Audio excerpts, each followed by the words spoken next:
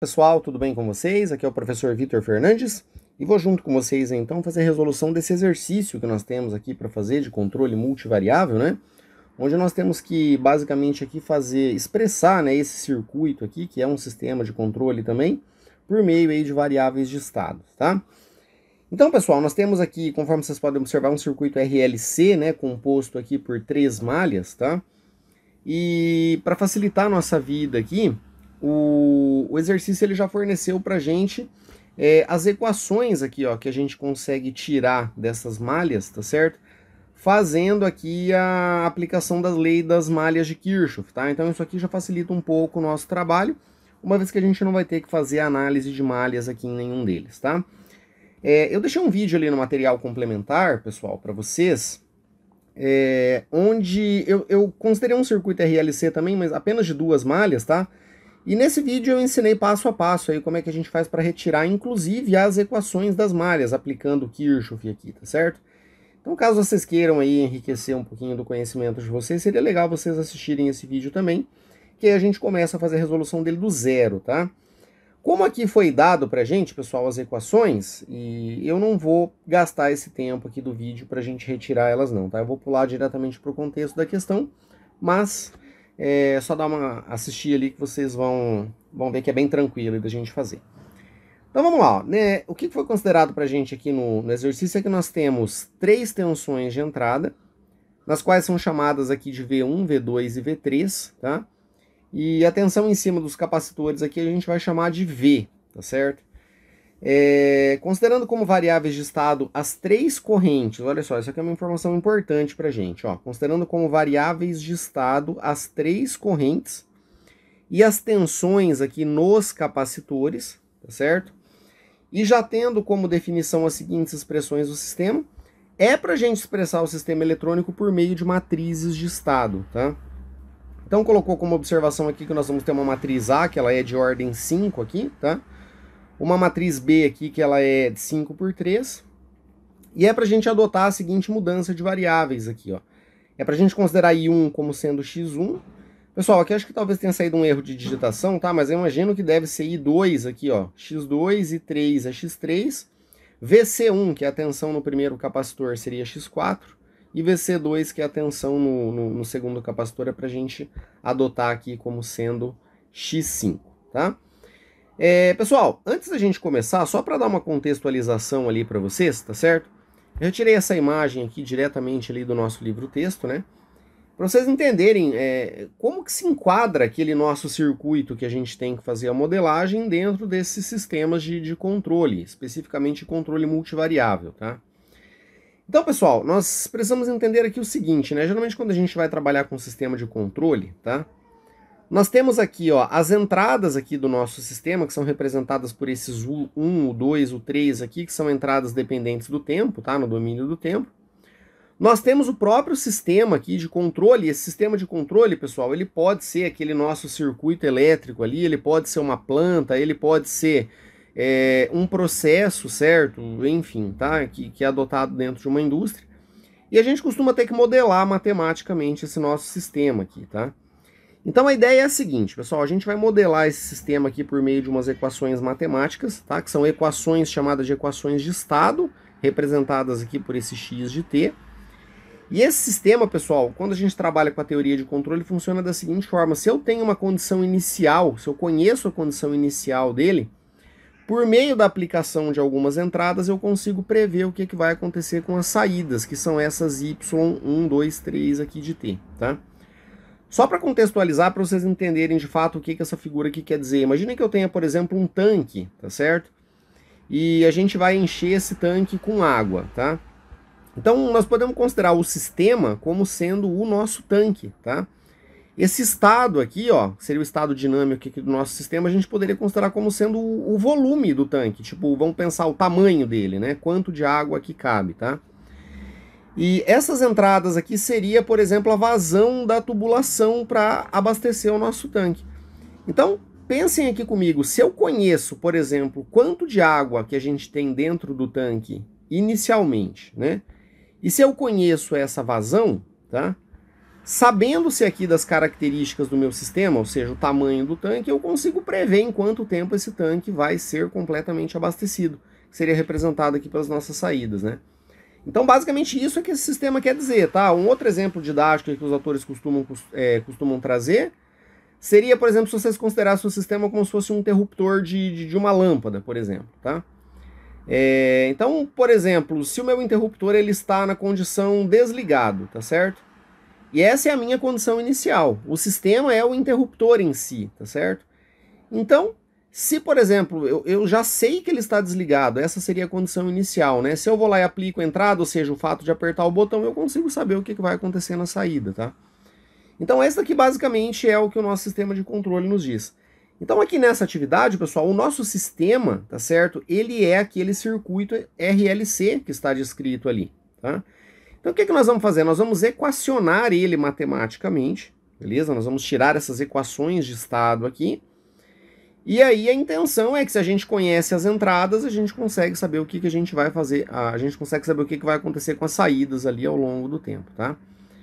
E pessoal, só para adiantar para vocês, geralmente quando a gente está trabalhando com sistemas de controle, a gente tem muitas variáveis aqui envolvidas no processo. Vocês podem observar que nós temos aqui pelo menos 5, estão vendo? 1, 2, 3, 4, 5, né? X1, 2, 3, 4, 5. Então, é muito útil para a gente trabalhar aqui essa teoria de controle utilizando matrizes, tá certo? Que a matriz ela traz para a gente uma forma mais simplificada aí da gente conseguir representar os nossos sistemas e fica mais fácil aí até mesmo de trabalhar, tá? Então, adotando matrizes e vetores aí a gente consegue se virar bem, beleza? Bom, então vamos lá, né? Chega de enrolação, vamos iniciar aqui o desenvolvimento do nosso processo. Eu deixei algumas informações prontas aqui para nos ajudar, tá? Conforme o enunciado falou, nós vamos considerar como entradas aqui do meu sistema, essas entradas, o 1, o 2, o 3, aqui as tensões V1, V2 e V3, que são as fontes, tá certo? Então entendam o seguinte, ó, quando a gente tem aqui o nosso circuito, a partir do momento que a gente faz a conexão dessas fontes aqui, nós temos as variáveis aqui acontecendo, as correntes I1, I2 e 3 se modificando, tá certo? E as tensões nos capacitores também, tá? E outra coisa que eu já vou aproveitar aqui, pessoal, para enunciar aqui para vocês, conforme eu disse, essas equações elas vieram das leis de Kirchhoff, né? Então, nós vamos considerar aqui que na malha número 1 nós vamos ter uma corrente aqui que nós vamos chamar de I1, tá certo? Aqui na malha número 2 nós vamos chamar de corrente I2, e aqui na malha número 3 nós vamos chamar de corrente I3, tá? Então, para a gente tirar as equações, a gente iria arbitrar aqui um sentido para as correntes e sair aplicando aqui somatória de tensões, beleza? Mas só para a gente padronizar, tá? Então, vamos avançando aqui ó, nos raciocínios que a gente tem. O exercício pediu para a gente considerar como variáveis de estado, né? I1, que seria a corrente da malha 1, é para a gente chamar de X1, tá? Lembrando que nós estamos buscando essas equações X aqui, ó. Vamos modelar ele matematicamente. I2 nós vamos chamar de X2 e 3 nós vamos chamar de X3, tá? Então VC1 de X4, VC2 de X5, beleza? Pessoal, aí quando a gente vai fazer a modelagem de um sistema de controle aqui por meio, tá, de equações de estado, a forma padrão que a gente costuma escrever isso aqui seria desse jeito. Essa equação não fui eu que inventei, tá? Ela está em todos os livros de controle. Ela nós temos aqui que x' seria um AX aqui, esse x aqui seria uma função do tempo, eu só não coloquei aqui, seria um x de t, mais um BU de t também, tá? Então, gente, só lembrando aqui que x', né, seria uma derivada em relação ao tempo, né, que são aquelas dI, dt que a gente tem lá naquelas equações que foram dadas pra gente, tá certo? Então, pessoal, ó, vamos com calma aí que o raciocínio vai ficar bem claro ali pra vocês, tá? Então, esse A aqui, pessoal, e esse B que vocês estão vendo, é o que nós precisamos encontrar aqui, basicamente, dentro do nosso exercício, tá? Então, esse A e esse B, a gente vai representar ele por meio de matrizes, beleza? Que vão envolver todas as variáveis ali do sistema. São matrizes que geralmente trazem constantes, tá? E aí, elas vão ser aplicadas aqui nos estados, ó, X e também no U, tá? Pra gente conhecer as nossas equações de estado todas aqui, beleza? Então vamos lá, pessoal. Inicialmente nós vamos fazer uma mudança de variáveis aqui, ó, tá? Para as variáveis de estado, então, conforme já foi dito, nós vamos adotar o seguinte, tá? Ao invés da gente utilizar X de I1, I2, I3, VC1, VC2, nós vamos utilizar um X de X1, X2, X3, X4, X5, beleza? E para as entradas do sistema, pessoal, normalmente a gente utiliza U, conforme aquela letra, aquela figura que eu mostrei para vocês agora há pouco, tá? Só que ao invés de utilizar U de V1, V2 e V3, nós vamos utilizar um U de U1, U2 e U3, para representar entradas 1, 2 e 3 aqui para o nosso sistema, tá certo? Então agora sim, pessoal, a gente consegue iniciar a nossa resolução aí, nós vamos fazer passo a passo juntos, tá? Fazendo as mudanças de variáveis aqui naquelas equações que nós temos no circuito, vai ficar da seguinte forma, gente. Então, ó, vamos pensar aqui no seguinte. Esta aqui é a primeira das equações que foram dadas pra gente lá, nós temos 5, tá?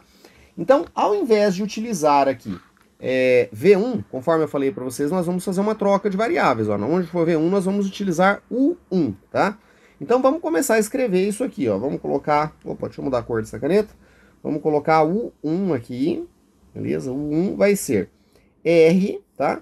Que multiplica I1, tá vendo? Só que ao invés de utilizar I1, nós vamos utilizar X1, do jeito que eu falei ali para vocês, ó. Então, nós vamos colocar RX1, tá?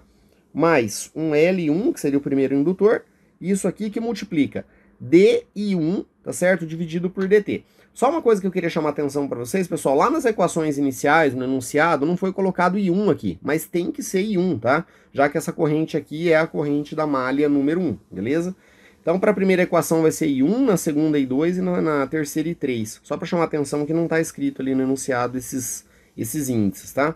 Então, o que nós vamos colocar aqui? Ó? Nós vamos colocar uma derivada x1, tá certo? No lugar de 1 em relação ao dt aqui, tá? E mais aqui um VC1, tá certo?